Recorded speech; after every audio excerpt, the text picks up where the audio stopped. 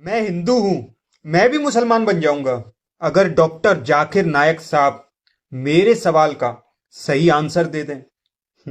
یہ میں نہیں، ایک ہندو بہن نے بولا ڈاکٹر ذاکر نائک صاحب سے کہ آپ میرے کوشچنس کا صحیح آنسر دے دیجئے تو میں بھی اسلام قبول کر لوں گی۔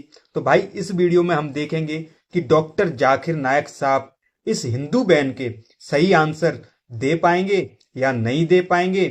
تو چلتے ہیں بھائی ویڈیو کی طرف۔ جس چینل سے میں نے یہ ویڈیو لی ہے ان بھیا کے چینل کا نام ہے دین دنیا، تو جا کے ویڈیو کا لنک بھائی میرے ڈسکرپشن میں ہے۔ بہت پیاری ویڈیوز آج ہی میں نے دیکھا ہے، تو ان کے چینل کو پلیز جا کے سبسکرائب کرو، بیل آئیکن وغیرہ دباؤ، اور چلتے ہیں پہلے ویڈیو کی طرف، پھر کریں گے آپ سے تھوڑی سی وارتالپ۔ اور چلیں بھائی، چلو۔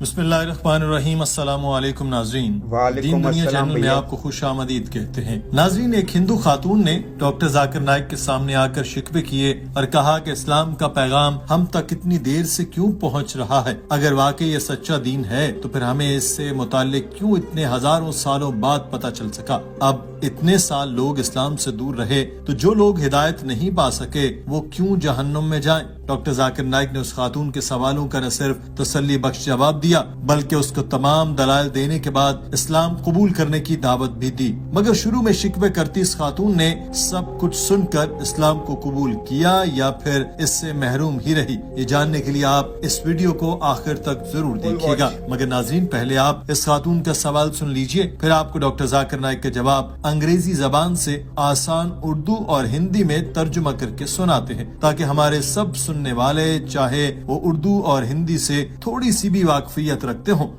ان کو سارا مدعا آسانی سے سمجھ آ جائے۔ اس خاتون نے مائک پر آ کر کہا کہ میرا نام نمتا ہے اور میں کنڈر گارڈن کی ٹیچر ہوں۔ سب سے پہلے میں آپ کو امن، رواداری اور بھائی چارے کا پیغام پھیلانے پر مبارکباد دیتی ہوں۔ میں آپ سے پوچھنا چاہتی ہوں کہ اگر قرآن واقعی خدا کا کلام ہے، اگر اسلام واقعی سچا مذہب ہے تو کیوں لوگ اس کا ادراک کرنے میں اتنی دیر لگا رہے ہیں؟ A kindergarten teacher by profession. First of all, let me congratulate you for all your commendable work in spreading the message of peace, love and brotherhood. اب دیکھتے کیا آنسر ملتا ہے بھائی۔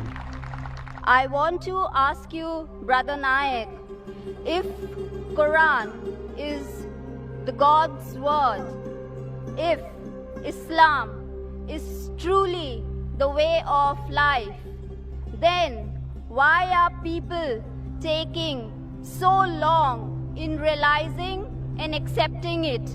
ڈاکٹر ذاکر نائک نے اس سوال کے جواب میں کہا کہ بہن، صراط مستقیم پر چلنا ہمیشہ آسان نہیں ہوتا، لوگوں کی سوچ مختلف ہوتی ہے، ہر شخص ایک الگ طریقے سے سوچتا ہے۔ مثال کے طور پر جو اسلام کی پیروی نہیں کر رہا وہ سوچے گا کہ میں ابھی تو شراب پیتا ہوں تو اسلام قبول کرنے کے بعد مجھے شراب پینا چھوڑنا ہوگا، میں ڈیٹنگ نہیں کر سکوں گا، لڑکیوں کے ساتھ ملاقات کی اجازت نہیں ہوگی، یہ چیزیں اس کو روکتی ہیں۔ تو وہ سوچے گا کہ ٹھیک ہے اسلام اچھا ہے مگر میں اپنے کمفرٹ زون سے باہر نہیں نکل سکتا، میں شراب پینا چھوڑ سکتا ہوں، نہ ہی میں لڑکیوں کے ساتھ ملاقات کرنا ترک کر سکتا ہوں، میں سور کا گوشت کھانا کیسے چھوڑوں گا؟ تو بہت سی الجھنیں انسان کے ذہن میں آتی ہیں۔ ہو سکتا ہے کہ کوئی شخص شراب نہ پیتا ہو، سور کا گوشت نہ کھاتا ہو، ڈیٹنگ پر نہ جاتا ہو، مگر وہ سوچے کہ اب میں اسلام قبول کروں گا، اس کا مطلب ہے کہ میں 40 سال سے غلط مذہب کی پیروی کر رہا تھا، کیا میں اتنا بے وقوف تھا؟ بے وقوف کہلانے سے بہتر ہے میں اسلام قبول نہ کروں۔ کچھ سوچیں گے کہ اگر میں نے اسلام قبول کر لیا تو میرے دوست کیا کہیں گے،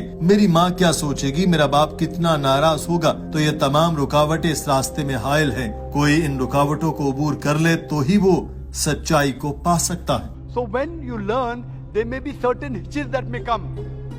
Maybe a person may not be alcoholic, maybe he may not be having pork, but he may think, okay, now I accept Islam. That means for 40 years I was a fool. Oh, I better not accept Islam. Some may think, if I Islam, what will my friends say? What will my mother say? What will my father say?